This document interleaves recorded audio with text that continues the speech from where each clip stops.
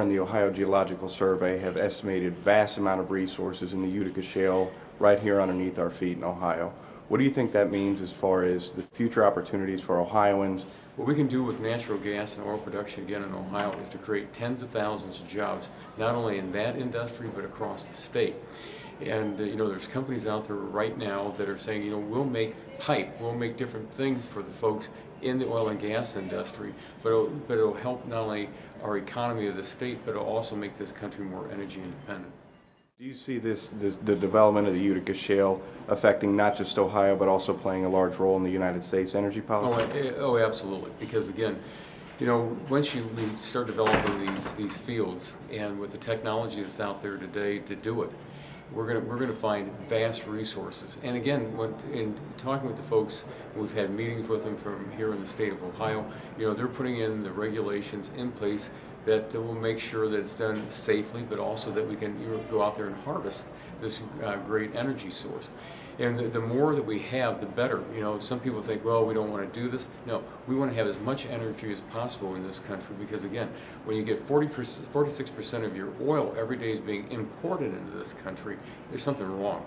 We can keep the money, we can keep the jobs here, and make sure that we secure ourselves not only in a area of having energy independence, but also national security.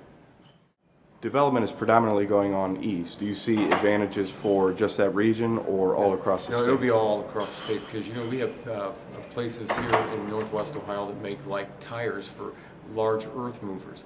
You go right down the line and there will be different types of things being made right here in northwest Ohio that we can make sure that we're going to keep more people back to work. It's just like when they're talking about the Keystone Pipeline. Let's just for an example, they estimate 20,000 jobs would be created in that construction, but 100,000 indirect jobs. So for every job, it's just like the Chemical Council has estimated how many jobs will be here in the state of Ohio that will be created. It's just absolutely fantastic. You discussed making sure that this is done properly and safely. Where do you see this regulation coming from, the needed oversight? Well, the problem you run into is if you do it from Washington, it's going to be a one-size-fits-all cookie-cutter approach. And what you want to have is very good state regulations, because how we're going to harvest this great resource here in the state of Ohio will be completely different than the way it's being done in Oklahoma or Colorado or Wyoming, Pennsylvania, or New York. So we want to start right here at home and make sure that the regulations and everything I've heard, everything I've seen, that Ohio is out there in the front of this.